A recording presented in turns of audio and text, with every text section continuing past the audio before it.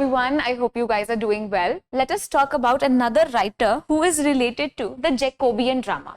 So Jacobean drama जब James throne पे आते हैं उसके बाद हमारा जो राइटिंग स्टाइल हम इंग्लैंड में देखते हैं वो काफी डिफरेंट हो जाता है. It is the playwrights who became very famous. Of course, it was Shakespeare also who was writing. But after that, in the Jacobean period, it is none other than Ben Jonson who was one of the most important playwright in the Jacobean period. तो सबसे पहले Elizabeth period आता है, Elizabethan age जिसे कह सकते हो. फिर जेम्स द फर्स्ट जब हैं तो कौन सा आप पीरियड कहते हो? जैकोबियन पीरियड या जैकोबियन ड्रामास आते हैं. And then we have the Caroline age जब हमारे पास चार्ल्स आते हैं. Right, so this is the way in which we understand, this is the chronology in which we understand the whole Elizabethan age जिनको हमने divide किया था ताकि हम लोग अच्छे से इसको समझ पाए. So जब जैकोबियन ड्रामा आता है तो we realize that जब किंग जेम्स एक्चुअली थ्रोन पे आते हैं तो we saw that people were becoming innately very corrupt. क्या हो जाते हैं? करप्ट हो जाते हैं. Plus there is this comedy of manners या फिर कॉमेडी ऑफ ह्यूमर्स जो उस टाइम पे बहुत इंपॉर्टेंट हो जाता है. कॉमेडी ऑफ ह्यूमर्स जो बेन जॉनसन सबसे ज्यादा यूज करते हैं. So in this video, we'll be talking about comedy of humors as well as the works that are written by this prolific writer Ben Jonson. Ben Jonson का time period you should remember 1573 से 1637 के बीच में Ben Jonson is writing. So this picture in front of you is a Ben Jonson. So Ben Jonson was not only a playwright, he was also an actor. So he was an actor, playwright who was associated with Lord Admiral's company. He introduced the comedy of humors. His chief patrons include the Sidney family, Earl of Pembroke, the Countess of Bedford, and the Duke and the Duchess of Newcastle. तो ऐसे बहुत सारे important patrons थे जो उनको money provide करते थे ताकि वो अपने प्ले लिखें. और वो किससे एसोसिएटेड थे? वो लॉर्ड एडमायरल्स कंपनी के साथ एसोसिएटेड थे. He was a play writer, actor, performer and as well as one of the most prolific writer as I told you, जिनको बहुत सारे पेट्रनशिप्स मिलती हैं. And he is very famous for comedy of humours. किसके लिए famous है? Comedy of humours के लिए सबसे ज्यादा फेमस है. सो when we were studying about Greek literature in the class, I already told you किस तरीके से न्यू कॉमेडी, ओल्ड कॉमेडी आती है. And in the new comedy we have Menander जिन्होंने न्यू कॉमेडी लिखना स्टार्ट किया. राइट, एरिस्टोफेनीज जिन्होंने old comedy लिखा. एंड बहुत ज्यादा यूज करेंगे मियांडर की न्यू कॉमेडी का, जिनके बाद बेन जॉनसन यूज करेंगे. एंड एक नया तरीके का राइटिंग स्टाइल आएगा जिसे हम कॉमेडी ऑफ ह्यूमर्स कहते हैं. This is based on the number of fluids. So there are some fluids in our body और उनका डिसबैलेंस जब होता है तब हमारे पास अलग अलग इमोशंस, ओवरआर्चिंग इमोशंस नजर आते हैं. That is comedy of humours. So during this time, during King James the First reign and when King James the First was ruling, England was becoming corrupt. Very innately they were becoming very corrupt. वहां पर ड्यूपिंग start हो गई थी. क्या start हुई थी?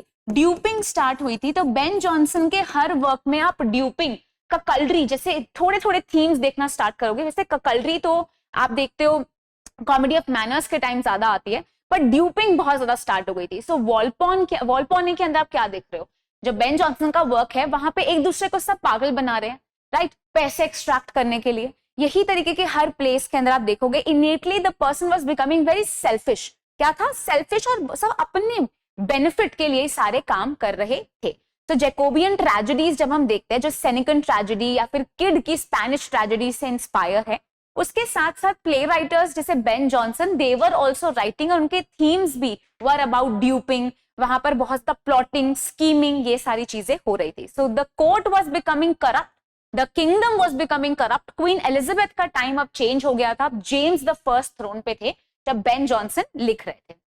Let us study few important points about comedy of humors. So it is a dramatic genre that is associated with Ben Jonson. The term humor is derived from the Latin word which means liquid. तो as I told you, हमारी body में क्या होते हैं? कुछ fluids होते हैं जिनके ऊपर नीचे होने से हमारे इमोशंस चेंज होते हैं.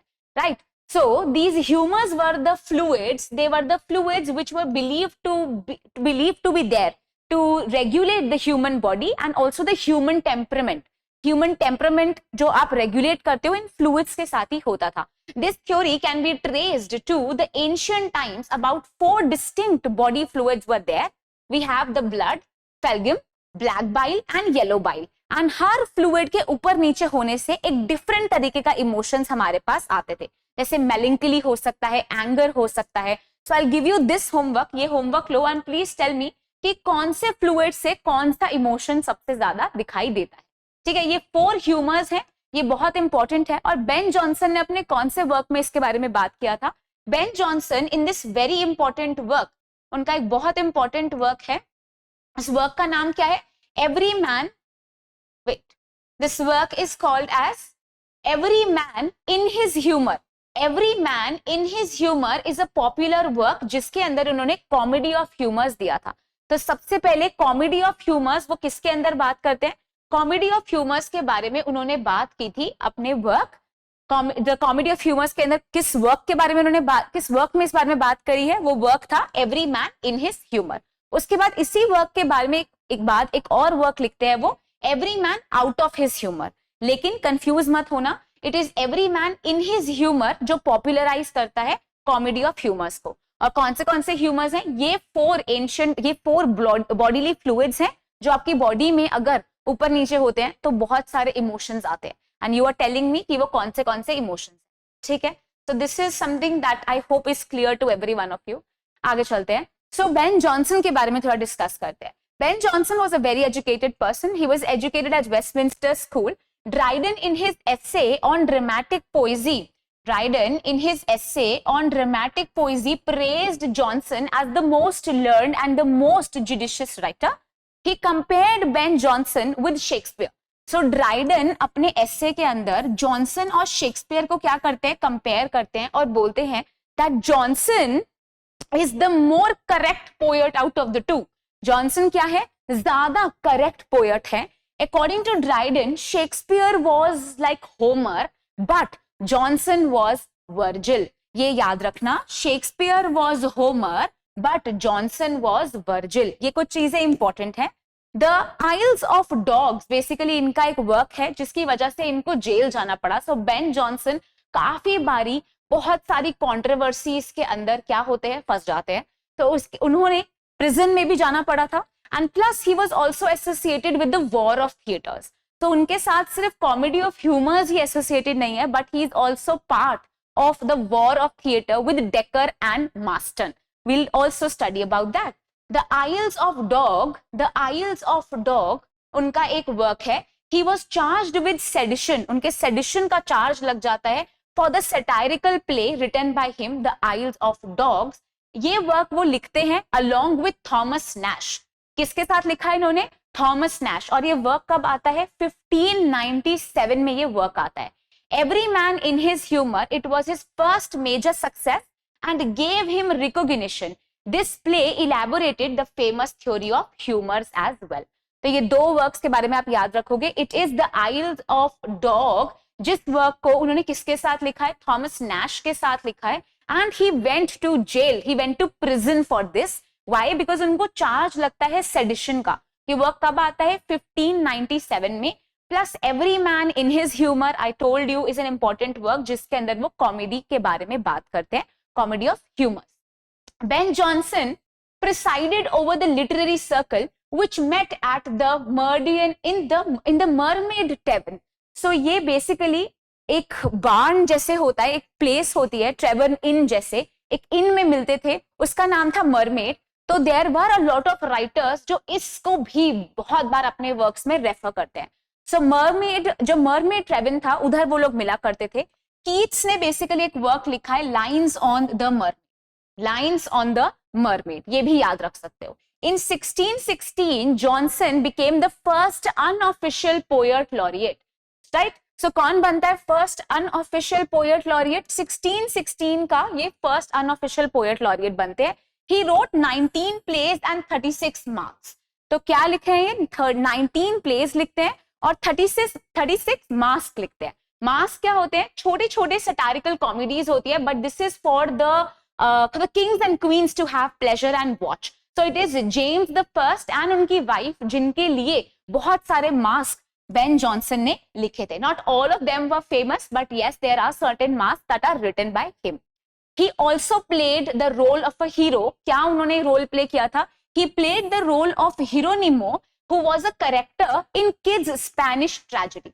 So as I told you, he was not only a playwright, but he was also an actor. तो उन्होंने कौन से वर्क में एक्टिंग करी है? उन्होंने हिरोनिमो का एक्ट किया है, हिरोनिमो का रोल इनैक्ट किया है इन kids Spanish tragedy. He also popularized the comedy of humors. We also know this. He is called as the father of English classical comedy. The followers of Ben Jonson are called as the tribe of Ben or the sons of Ben. So basically वहां के जितने भी ऐसे poets थे जो Ben Jonson के writing style, the classical style of writing, तो Ben Jonson is someone who is called as the father of classical comedy, क्योंकि वो क्लासिकल स्टाइल चीजों को वापस लाना चाहते थे. इसीलिए ही जो ऐसे पोएट्स होंगे जो क्लासिकल कन्वेंशंस को दोबारा रिवाइव करना चाहते थे वो उनके फॉलोअर बन जाते हैं, and they are called as the sons of Ben and the tribe of Ben.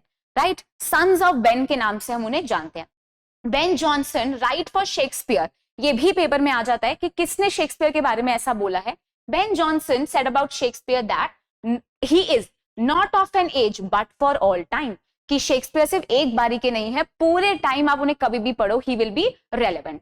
Dryden called the later plays of Ben Jonson as dotages. उन्होंने क्या कहा है, डॉटेजेस के तरीके से उनके लास्ट के वर्क्स को बोला है, as they were not well receive, क्योंकि वो इतने ज्यादा फेमस नहीं थे. उनके बहुत सारे वर्क्स हैं जैसे Epicoene, and there is this work called as Volpone. These are all important works comedy, so जिसके अंदर वो बात करें, राइट, जैसे कि I show you. So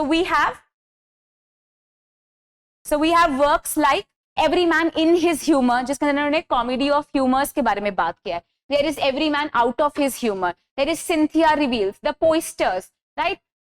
A Tale of a Tub. So these are some important works that are written by him. But उनके end period के जितने भी works थे वो important नहीं थे, वो ज्यादा well received नहीं थे.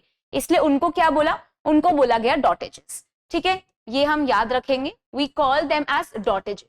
Now another important thing, what is this war of theaters? You must have heard that Ben Jonson ने initiate किया था and he was the part of the war of theaters. So वो क्या था? So he was involved with in this famous war that was among these three very important playwriters during that time, and these playwriters are Marston, so John Marston, Thomas Dekker, along with Ben Jonson. These were the three people who were critiquing each other. Critic कैसे कर रहे थे, because वहां पे कोई भी ऐसे या कह सकते हो रोकने वाला ही नहीं था इनको, तो ये एक दूसरे को ब्लेटेंटली सटायर कर सकते थे. Right, openly they were satirizing one another, और ये एक तरीके का वॉर बन गया था. हर वर्क में Ben Jonson was trying to attack Marston and Dekker in turn were trying to attack these people, were trying to attack the other two. So this is how they were openly targeting one another, because there was no licensing act, there was no act to stop any writer to write whatever they want. तो इसीलिए ये लोग openly दूसरे को क्या कर रहे थे, सैटारिकल तरीके से हरास कर रहे थे. So Marston gave a satirical portrait of Johnson in Hysteromestics, और ये कब आता है वर्क, in 1599 में. ये याद रखना. अब कैसे भी पूछ सकते हैं, ये बोल सकते हैं कि हिस्टेरियोमेस्टिक्स किसका वर्क है, तो ये भी आ सकता है कि वो मास्टन का वर्क है, और ये भी पूछ सकते हैं कि उसके अंदर किसको सटायर किया है, तो उधर बेन जॉनसन को उन्होंने सटायर किया है. राइट, तो Histriomastix was written in which year, in 1599. Johnson in return is going to critique Marston's style of writing as Fustian in his Every Man Out of His Humor.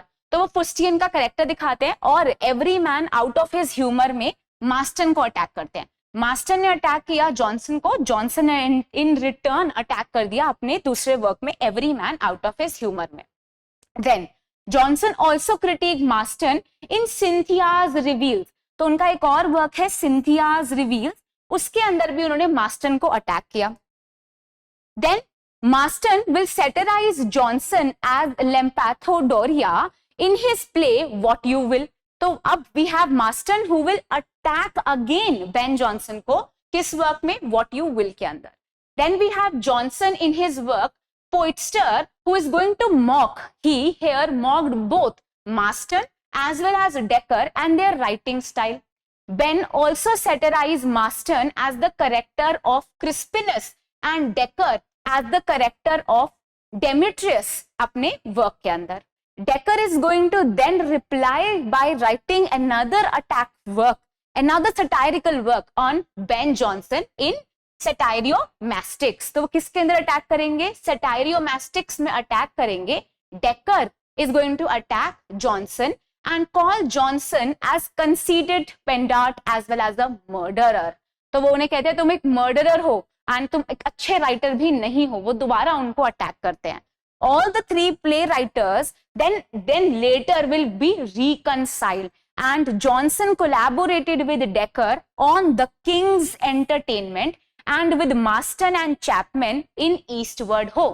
So basically हो क्या रहा था उस time पे, क्योंकि वो आपस में इतना फोकस कर रहे थे and they were attacking one another, उन सबकी रेप्यूटेशन नीचे जा रही थी कि वो आपस में ही अटैक कर रहे हैं। तो उनकी रीडरशिप बहुत कम हो गई थी, व्यूअरशिप बहुत कम हो गई थी, उनके बारे में लोग ज्यादा बातें भी नहीं कर रहे थे और उनका प्ले भी नहीं देख रहे थे।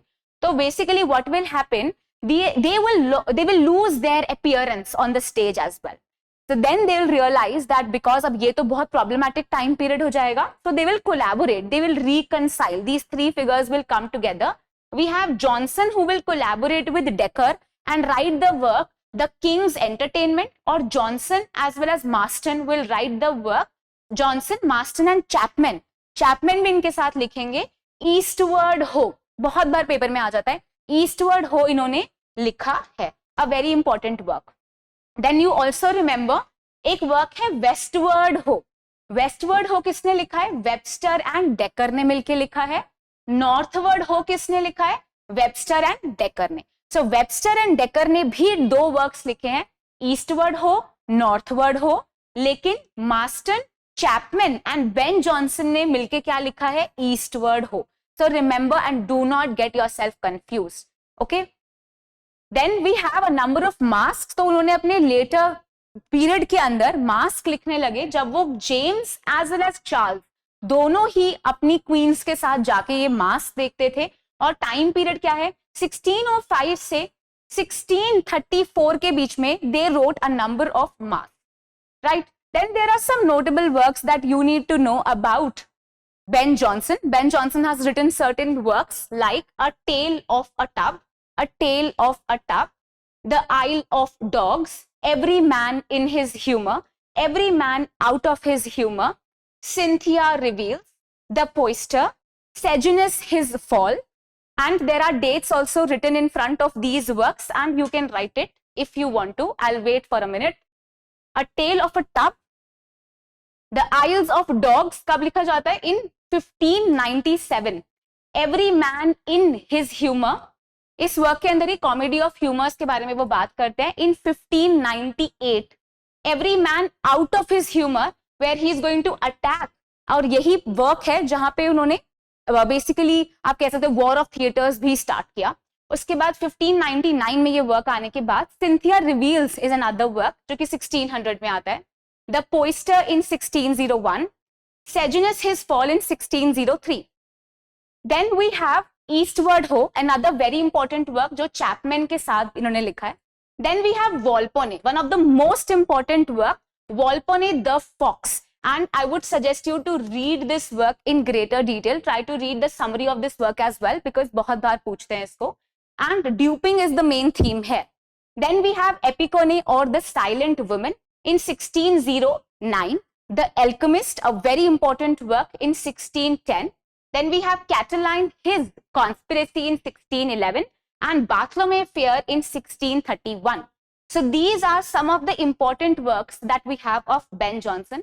I hope the things were clear to you. I hope this is clear how War of Theatres started. This is one thing that you should remember. There are some of the canonical playwriters who are associated here.